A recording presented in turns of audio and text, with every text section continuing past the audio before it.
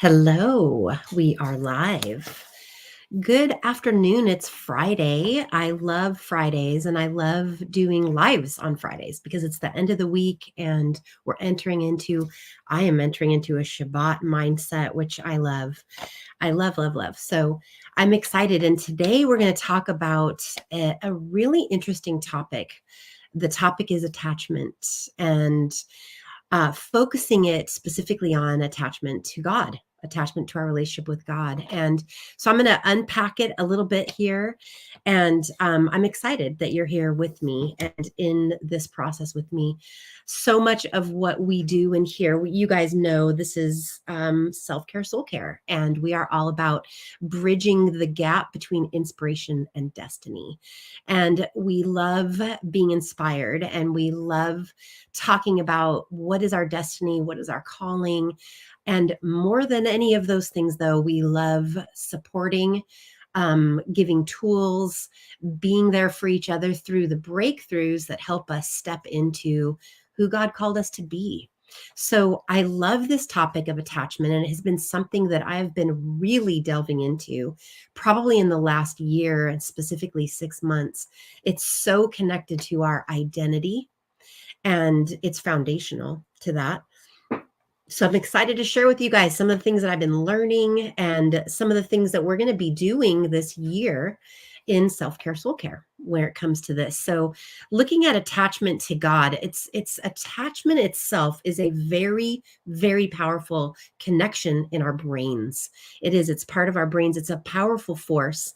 And what I love this idea of too, because next Saturday, the 21st, we're doing our one-day workshop. And we are going to be talking about this a lot more in depth in the workshop.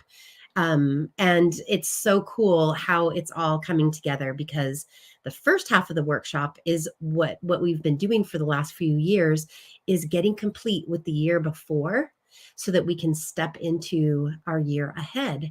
And that's a practice that we do, but there's so much to it and why it's so important and why it's so powerful. And it all has to do with this word attachment. So I'm excited. I'm excited to be kind of sharing this through that lens. So I'm excited. I will have a link down below to all the information if you haven't already registered for the workshop next Saturday that you can do that. Okay, so healthy attachment is paramount and it's incredibly foundational for your mental, emotional, and spiritual health.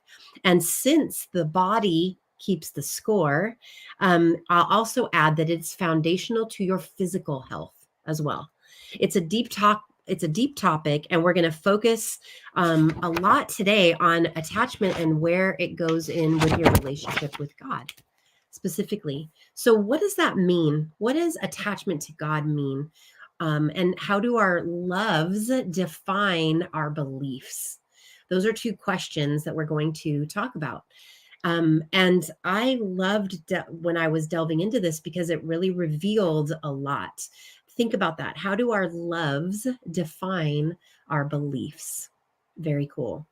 Okay, so it's a deep subject, healthy attachment, and there are a lot of different attachment styles, which you've probably heard this, that you can even do a quiz. There's quizzes out there to discover what is your attachment style. Is your attachment style healthy? There are many of them that are out there that you can see. And it's very important because once you kind of discover where you are in your attachment style, you understand how you process and how you respond to people in your life. It's all down to your attachment style. And so we're not going to delve into the styles in this podcast right now, in this live, but we will be talking about that a bit at the workshop. And we're going to be talking about this a lot more as we unfold things throughout this next year because we're digging deeper. We're digging deeper in self-care, soul care. So I'm excited for that. So I have definitely found that doing grief recovery work and healing those foundational relationships has brought profound healing in the area of attachment because our goal is to have healthy attachment styles, right? And one thing that I've discovered in doing this work is ultimately what's going to grow is my attachment style to myself, and how I am able to connect to my nervous system responses, all those things, right? A healthy attachment style, and in my relationship with God specifically. So important. So we're going to look at attachment love and the idea of our relationships with God. And I loved this. I was listening to a gentleman who wrote a book called Renovated, a great book. His name is Dr. Jim Wilder. And he was talking about how he's a psychologist, right? And psychology is the care of souls. That's what psychology is. It's really the study and the practice of caring for a soul. So what helps people heal is connection. That's why attachment style is so profoundly linked to healing, because it's about connection. And I believe this is a lot of why grief recovery is so successful, because you go through your story and you experience this with someone who is available, who is engaged, who is connected, and you have this shared experience.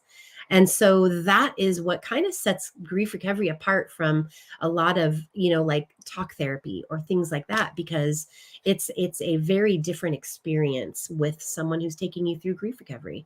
So secure ongoing attachment to someone is something that is with the goal of making their life better. So when you think about that, that is what relationship comes to your mind. That's what's designed in a mother-child relationship. That's what it's meant to be, right? Is that secure attachment. It's that ongoing connection to someone that has a goal of your best interest. Your best interest is at their heart. You can trust that and believe that. I believe this is why we are so connected to our pets, because they are 100% unconditional and the attachment is so consistent with them. They just are incredible in that way.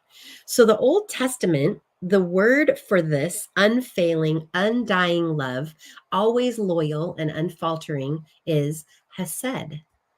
And it's hesed or hesed. And this is something that I discovered when we were counting the Omer. And we started doing that a couple years ago. One of the weeks that we focus on is Hesed. It is we're looking at these parts of God, and these are parts of who He is and how we learn and grow in that. And I loved when I was studying this out that it connected to this. That is the Hebrew word for this kind of love is Hesed. It's unfailing, it's undying, it's connective, it is unfaltering. So in the New Testament, um, when they were, what do you call that? The word that they used for that when they translated it, that's the word. When they translated Hesed in the Greek in the New Testament, what the word that they found would be agape. So I know that if you have been studying the Bible or if you've been a Christian, you've heard that agape love, right? Well, interestingly, it was not a common word in the Greek. Agape was not a common word, but that was the word that they found that could actually try and encompass this word hesed in the Greek of what it meant. That is that agape love, that hesed love. So I love this. It's an irreplaceable other who has a best intention for you. So it is what every good parent, every spouse, every lover of God is supposed to be growing in, right? That's our goal, is to be growing in this. So we are in an age where we have access to so much information, right? We attain knowledge. We have more information at our fingertips now than any other time in history. We have it on our phone all day long. We can look up anything, we can learn anything, right? And we're in an age also where we believe, and this idea gets repeated and quoted all the time, that knowledge is power, right? That is something that is said all the time. And we've even heard people say, well, knowledge applied is power. Much more truthful, right? You can know something, and if you're not applying it, it doesn't really have any power. But this is an interesting take on this. Knowledge resides in our left brain, right? There's two hemispheres to our brain. There's the right brain, which is connective. There's the left brain, which is where we store knowledge, where we learn things. That's the intellect side, right? So knowledge resides in our left brain, and we learn about God in American Christianity, right? We learn about God and come to believe in him, but this is a left brain practice. This is an understanding of who he is from our left brain. But Hesed love is connection. It's right brain. It goes beyond understanding something intellectually. When we started teaching about the different months of the year, and we started connecting to that. And when we look at the first month of the year and how God took his people out of bondage, out of slavery, what he did was he took them through the desert. And that whole time that he's taking them through the desert is showing them who he is. And the way that the Bible talks about it, it's they knew him intellectually on the left side of the brain, right? They knew who God was, but they didn't know him. They didn't have a knowing of God. And that word in Hebrew is yada. It's that knowing, and it's explored in the way that God knows us, the way that he gave his son for us, but it's also illustrated by the way a husband knows his wife. It's about a personal and intimate understanding. And it's a deep connection. It's not intellectual. It's something that you can't easily explain with words. When you think about how you love someone that is very close to you, it's hard to even explain it in words. And sometimes it feels like a shallow when we even say, I love you, like the understanding of what that word even means. And I love that even in the New Testament, right? And we know that in these Greek words they have different words for the word love, because there are so many different levels of that. So what we're talking about here is a hesed love. It's a love that's right brain. It's a love that's a knowing, an understanding. It's not a knowledge or an informational. And I think how interesting that is, because that's how we come to know who God is in American Christianity. We learn about it and we come to believe it. But that's not a right brain experience, it's a left brain experience. And I'm talking about that a lot because we're going to talk about that a little bit more later. But Hesed love is a love that has your best interest at heart. And so what if instead of learning about God and coming into an intellectual belief about him, we knew his love and built our lives from that secure attachment? This is why the enemy comes against everything that is designed to have us experience healthy attachment. It is a war against the family, against healthy attachment. Yes, our thing is 2:30. Sorry. Okay, that's okay. So, yes, so Hesed love that has our best interest, it's all about this healthy attachment. So sorry about that. I'm back. Okay, so this is why the enemy has come against this. Why he's come against attachment, a secure attachment in our homes and our families, right? The war against everything about that. So it's a deep knowing. It's a healthy attachment that's formed by deep connection, safety, and commitment, with that understanding that you're looking at someone who you know has your best interest at heart, your best interest. So this is really powerful. And I feel in a lot of ways like studying this out is coming full circle. It's coming full circle into something, because I had a profound reaction when I went to Israel. And when I went to Israel and I saw We were on a tour with an amazing rabbi, Rabbi Natan. He was incredible, and we got to experience a Friday night Shabbat dinner with all 95 of us, which did not feel that big, but with Rabbi Natan and his family. And if you have been with me here, you have heard me share about this moment, but it was transformational for me because this man was teaching his kids. His two young boys were leading us in the prayers and in the blessings that they do every Friday night, and he speaks these blessings over his children, over his wife, over all these things. And what he was doing was, these young boys, literally his youngest was 2 or 3, and knew the words to the prayers, and his older son, who was like 4 or 5, so we're talking little kids, right? And what I was witnessing was these young children growing up knowing their identity in God. They were so excited to share and to speak these blessings. And they were growing up with this understanding of who they are.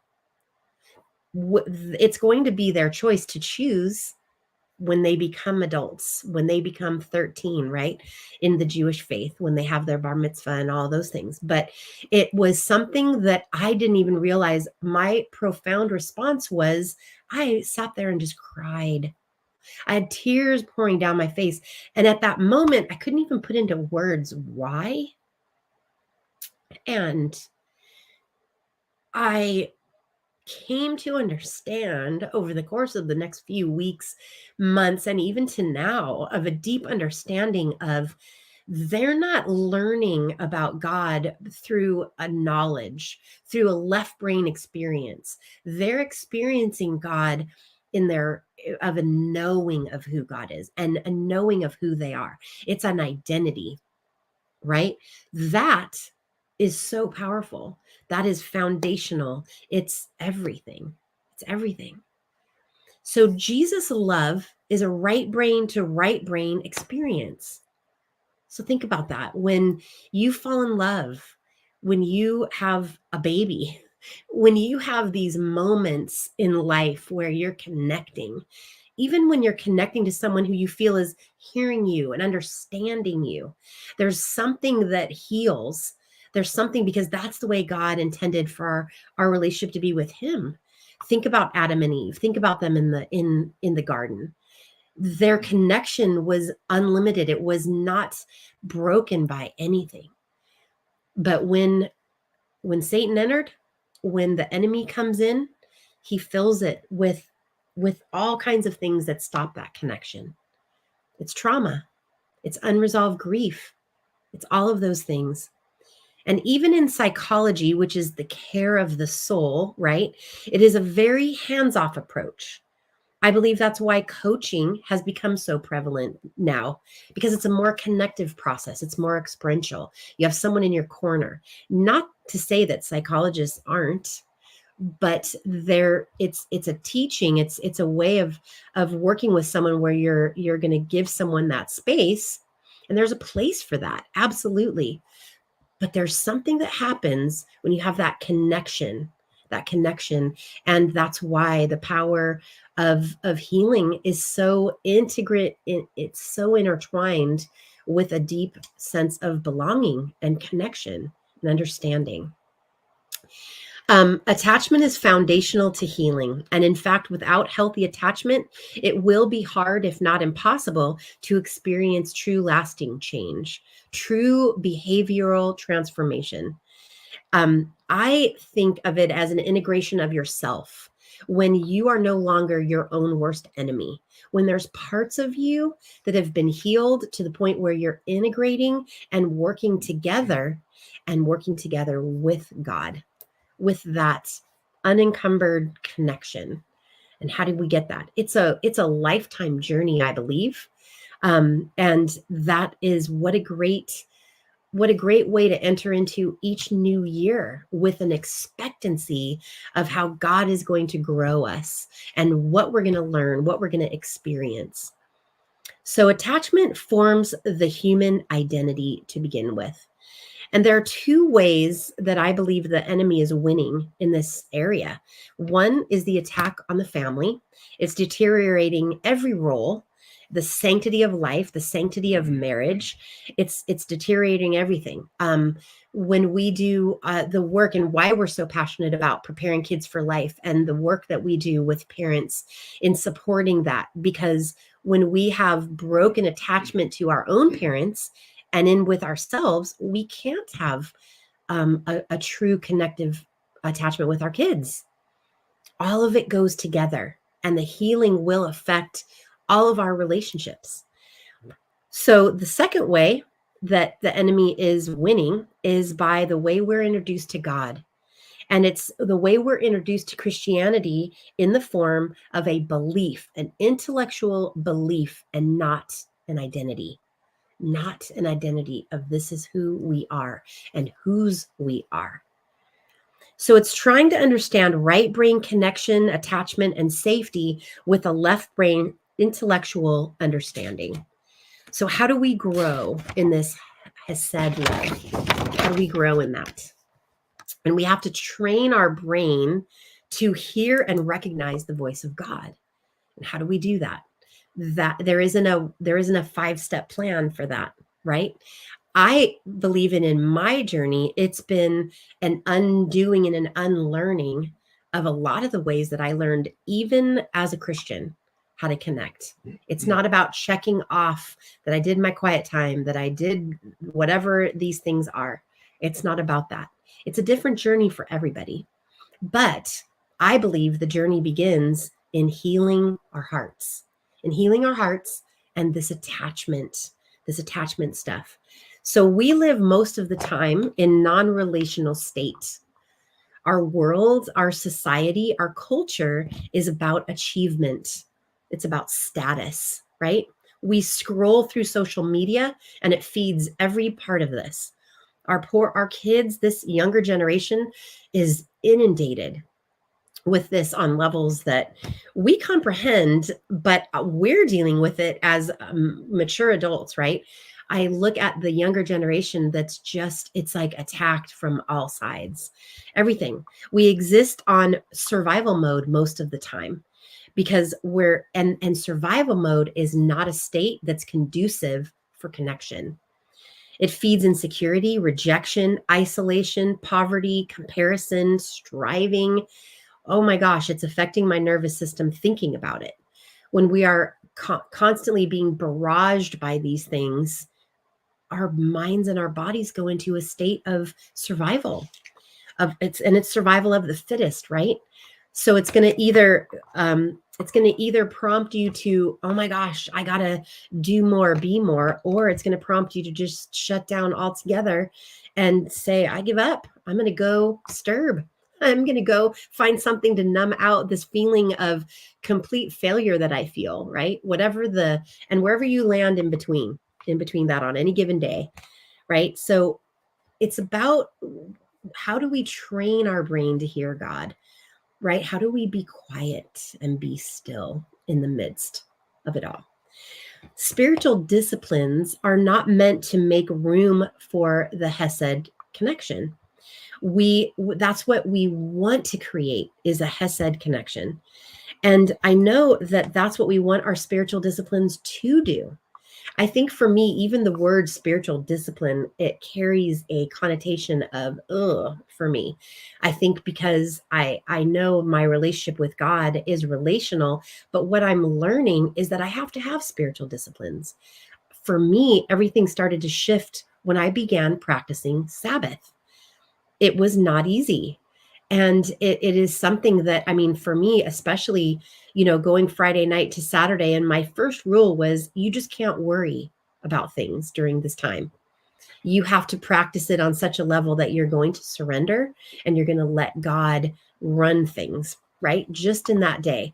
It was also a big day of work for me. I worked, as a hairdresser and even as a grief recovery specialist. I'm going to be available when people aren't working. So to say, I am going to put boundaries around this time because God is telling me to put boundaries around this time, make it obedient to him in a sense, make it oh, there's a word I'm trying to think of. When you consecrate it, the beginning of the week, he will bless the rest of your week. When you consecrate the beginning of the month, he will bless the rest of your month. And just that practice, that spiritual discipline began a shift in my spirit to stop being so works focused, works based, gotta go mentality. It's how I'm wired. So it takes a lot, but now I have so much more of an awareness of that. And I love my Sabbath days. Let me tell you, my Fridays now become by sundown Friday night, right, is when Shabbat is being ushered in. And man, I just receive it and enjoy it so much. So I believe that when we talk about how do I train my brain to hear the voice of God, it's about slowing down, practicing being present, practicing being still. And I have found that coinciding with this was getting the healing work done and healing the past traumas. Because quite honestly, most of my earlier life, I didn't do well on my days off. My days off were my worst days because if I wasn't busy and didn't have things to do and things that I was achieving, I usually got into all kinds of trouble. That's when my behaviors to numb out would be like huge. My early days before I found recovery, oh my goodness. I mean, I just partied or spent or, or whatever, God forbid, all the stuff that I would do. But it became and I think about how Satan robs us of that peace so much. And when we heal with our trauma, because I believe that under almost all addiction is unresolved grief, then when we are healing our trauma, we're able to be still and be quiet. Like we're able to become friends with ourselves, to be okay being quiet and still with myself, connecting with God, hearing his voice. How do we do that? So our traumas will affect our ability to connect. Unresolved grief keeps us in protective postures, and these will keep connection and attachment at bay. You might desire, and I always think about this saying, this quote, right? Our results are the clearest indication of our intentions. And we can say, oh my gosh, I don't want my result to be this. I don't want to feel rejection all the time. I don't want to feel like I'm on the outside all the time, that God blesses other people and not me. Like any of these things that might be beliefs that we have, we are attached to those as the outcome. And until we heal the parts of ourselves that protect ourselves, we're going to keep creating these results. That's why attachment is so important. It's so important to heal at this foundational root. And it's so possible. It's so possible. So it is such a huge topic. And I am really excited to delve deeper into this because I feel like I have learned and grown and healed through a lot this past year that I'm very excited to share with you guys. And I want to hear what you're learning and growing in as well. So I know that a week from tomorrow, January 21st, which is ironically my sober birthday, I'm going to be 31 years sober on that day. So I'm excited. And I'm excited to spend that with you guys. And we're going to talk about this. We are going to delve into we're going to practice using the tools of grief recovery to get complete with last year, get complete with disappointments, losses, and celebrate the victories, because we tend to not do that either when we're in that state of survival, right? And we're going to practice that. And then the second part, we're going to talk about attachment. We're going to talk about connection. We're going to talk about these things to open the door to greater understanding of ourselves, of the people that we love, and of God, of all of those things. They all go together. So thank you so much for just having this conversation with me as we delve into this. This is going to be a theme for the year. In fact, I'm just now kind of realizing that I think that one of these two words is going to be my word for the year, because I haven't landed on that yet. And so if you are going to be with us, I'm so excited. I shared yesterday, but our book is here. Our book came in, Living an Inspired Life. And one of the things that we are going to talk about is our word for last year and choosing a word for this year. So be praying about that. If you don't already know your word, I posted something in the group in the self-care soul care group of a fun like little tool that maybe your word is hidden in there. And a lot of people really found words, and whether or not that's going to be their word for the year, I don't know, but there's a spot in here to write that down, and we're going to really dig into that. And I love that because I believe that God will put a word on our hearts. And then throughout the year, you're going to see how he wants you to come to even a deeper understanding of that word and why he chose that word. My words over the last 4 years have been just so awesome. Intimacy was one. Last year, my word was anchored. And man, during the year, there were many times I didn't feel very anchored at all. And now, as I'm reflecting on the year, I'm seeing how everything that happened was to help me understand that and recognize that the whole time he was 100% there anchoring me. So I'm excited. I'm excited to hear your words. If you already know your word and you're on here, share it with us. But I have a feeling my word is going to be either attachment or connection. I'm thinking, but we'll see. We'll see what I land on by next week. So I'm excited. So I wanted to leave you guys with 3 things to think about this week. 3 things, 3 ways to begin practicing or living out your walk with God. Simple, simplified. Number 1, talk to God about everything. Start the practice of that. Talk to God about everything. Number 2, do nothing out of fear. Do nothing out of fear. If you're facing something and you start to think through, okay, what's motivating this? If it's motivating out of fear, that's not what God is calling you into. So number 2, do nothing out of fear. And number 3, love people deeply.